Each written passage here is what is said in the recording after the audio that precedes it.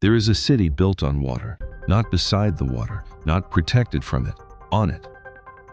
26,000 buildings standing in the middle of a lagoon with nothing solid underneath them. By every rule of engineering, this city should not exist. You cannot build stone palaces on a swamp. The ground is mud. The foundation is the sea. And yet Venice has stood here for more than 1,000 years. So how do you build a city of marble and stone on top of a lagoon? The answer is hidden beneath the water, and it is one of the strangest engineering decisions in human history.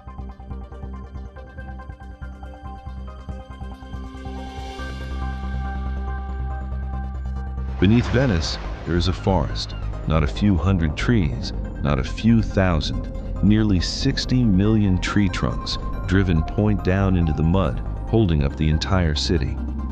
They have been there for centuries. And here is the part that makes no sense. They never rotted. Locked away from oxygen, the water preserved them instead of destroying them. This is the story of how desperate refugees built the impossible, how they turned a swamp into the richest city on Earth, and how that same city is now slowly sinking back into the water it was built on. A city that should never have existed and may not exist much longer. Venice was born from fear. In the 5th century, the Roman Empire was dying. Barbarian armies poured down through Italy, burning every city in their path. And the people of the mainland ran. They ran toward the one place on the map that no one in their right mind would ever want. A cold, empty lagoon, full of mud and salt water on the edge of the Adriatic Sea. It was a terrible place to live. You couldn't farm it. You couldn't build on it. The ground was barely ground at all. But it had one quality worth more than gold to a terrified people. Boats could cross it. Armies could not. The water was a wall no cavalry could charge. So they stayed, and they faced a question no one had answered before. How do you build a permanent city on top of a swamp? The answer they came up with was insane. If the ground is too soft to hold a building, then you drive a forest into the ground until it isn't. They took tree trunks and hammered them deep into the lagoon floor, point down, packed so tightly they touched. Every church, every palace, every bell tower in Venice would come to stand on this buried forest of wood. Beneath the whole city, an estimated 60 million trees standing upside down in the dark. And then the lagoon did something the builders never expected. It saved the wood instead of destroying it. Sealed in the mud, cut off from the air, the trunks could not rot. Slowly, over centuries, minerals seeped into the timber and hardened it. When engineers finally dug some of these piles up, more than 1,000 years after they were driven, they were still holding. The foundation hadn't weakened with age, it had grown stronger. To this day, beneath the canals and the crowds and the marble palaces, that drowned forest is still down there, still standing, still holding up the impossible city above it. Here is the part that should be impossible. The refugees who fled into that swamp did not just survive. They built the richest city on earth. The same water that protected them became their highway to the world. With no farmland and no resources, the Venetians had only one option: trade. And the lagoon put them in the perfect spot, the gateway between Europe and the East. For centuries, almost everything moving between West and East passed through Venice. Spices, silk, glass, gold. The Venetians taxed all of it, and they grew unimaginably rich. At its peak, this city of swamp dwellers controlled a trading empire that stretched across the entire Mediterranean. And they spent that wealth turning their impossible city into a work of art. Every fortune that came through the lagoon was poured back into marble, gold, and stone. They were not just building houses, they were competing. Each family trying to raise a more beautiful palace than the last. The heart of it all was St. Mark's Basilica, a cathedral so covered in gold mosaic that it earned the nickname the Church of Gold.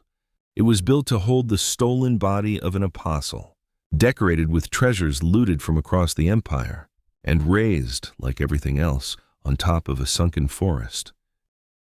For 1,000 years, Venice was untouchable.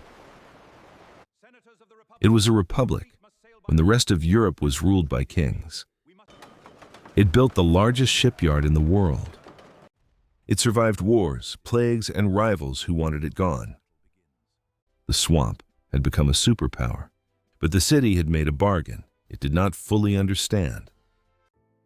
It had built its glory on top of the water, and the water had never agreed to stay still.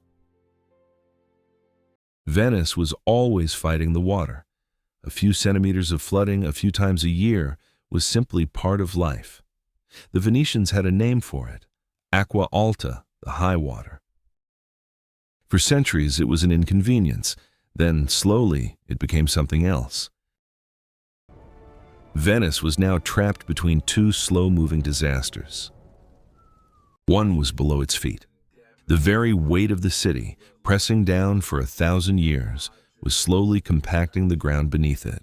Year after year, Venice sank by fractions of a millimeter, too little for anyone to notice, until centuries had passed.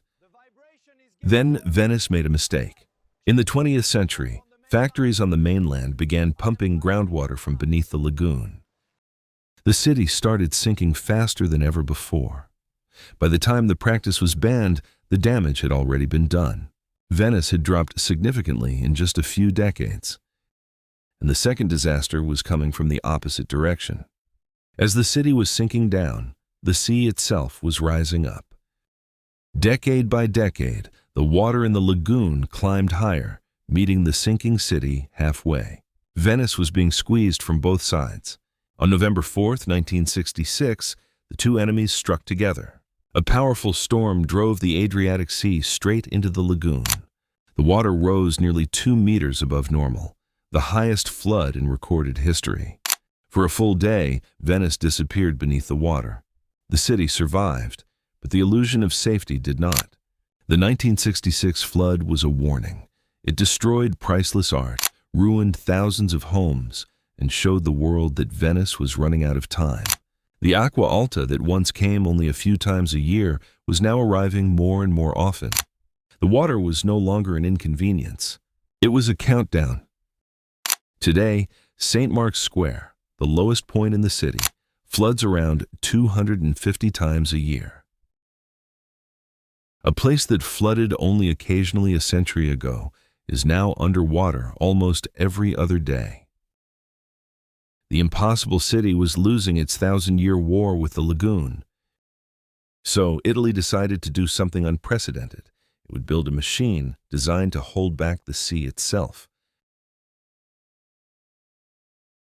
It is called MOSE, 78 massive steel gates hidden on the floor of the lagoon at the 3 inlets where the sea flows in.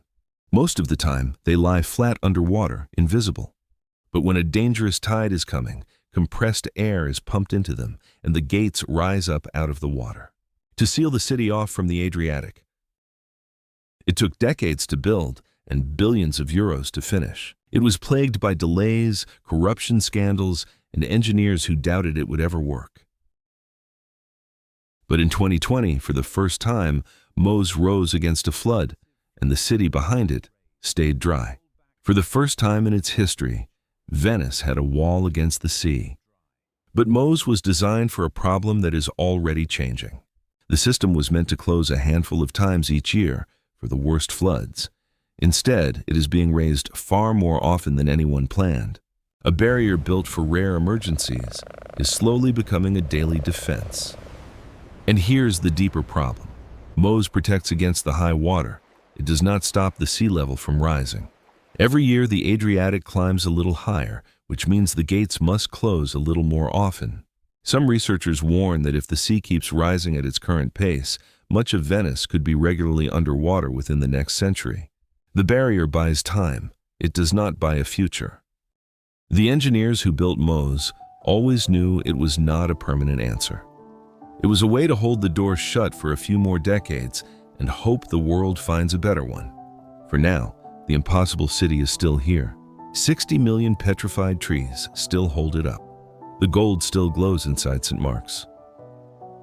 The water still laps at the marble steps, exactly as it has for 1,000 years, only now a little higher each time.